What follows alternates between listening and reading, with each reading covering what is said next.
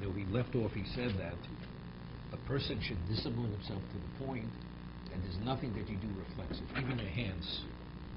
You shouldn't reach out, but before you even have a hand movement, it should be done with thought. It should be deliberate. That's what he says. And as a result of that, a person is disciplined not to steal. A person has a desire for whatever it may be, so reflexively reach out, you take something.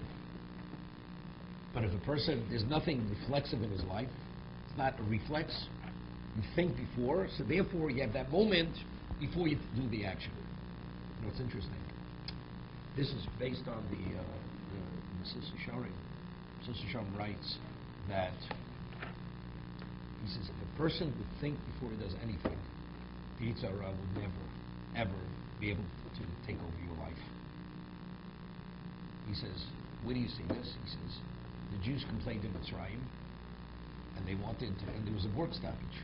So what did Paro do? Paro goes, he withdraws the subsidy, and he demands the quota. So he says, the reason why you're complaining is because you have too much time on your hands. But if you have no time to think about it, you won't complain that you want to be free.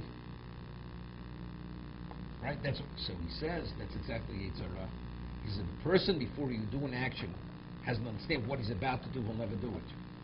But because he has you going at such a pace that by the time you think about it, you've already done it. Therefore, that's the reason why he always trips you up. That's why the person always fails. But if a person would be deliberate, he'd do nothing in his life without first thinking, a person wouldn't sin. That's the point he makes. The Sister Sharim. So I'm saying, so if a person is so disciplined, there's no such thing as my hand reaches out. When I see something reactively or reflexively, I do it because I want it. You think. The moment you think and you realize it's not correct or right or inappropriate, you're not going to do it. But that's the value of having control of your reflexes. That's the discipline of the person. But that's the point he's making. Then he says something, not only should you be so disciplined, you should discipline yourself that you use your body to do a mitzvah. As he says, Pesach Tiftach. Right? Extend your hand to the poor man. So, what are you trained to do? Naturally, you extend it to do a mitzvah. But when it comes in anything not within the context of mitzvah, you think before you do the action. You don't immediately do the action.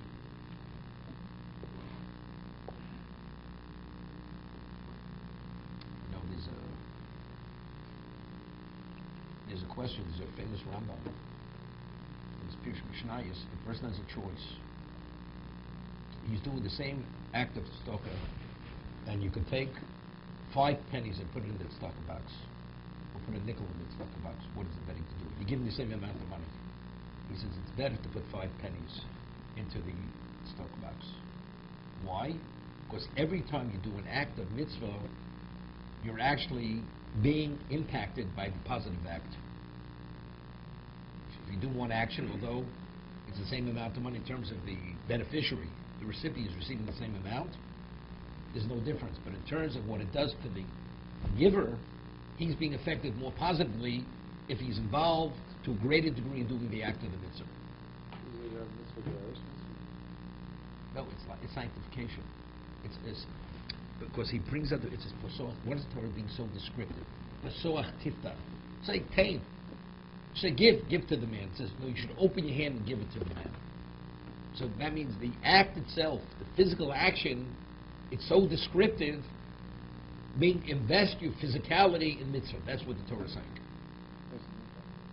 That means it affects you. It's interesting. I heard this just recently. I wasn't aware of it. There's a Rabbeinu Yonah, the Shari Tshuva.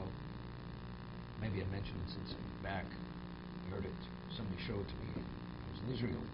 That the Rabbeinu Yonah says that if you have the ministering vessels in the Mishkan, the Beis HaMikdash, and they were not consecrated, although it's a replica of a valid vessel, the avod is not kosher, it's not valid. Right? You need a klisharis. Klisharis means it has to be consecrated. If it's consecrated, now you officiate with it, Now it brings about the result, the desired result, but it's not consecrated not. It doesn't bring it about. So Rabbeinu Yonah says that a person is the equivalent of a klisharis. You have a person who's a tzaddik, and he sanctified his life to serve Hashem.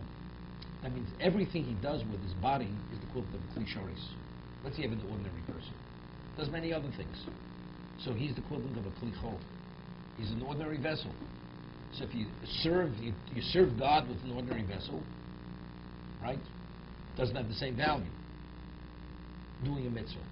If it's a consecrated vessel, the act done through a consecrated vessel is a much more advanced level. It's a more advanced act.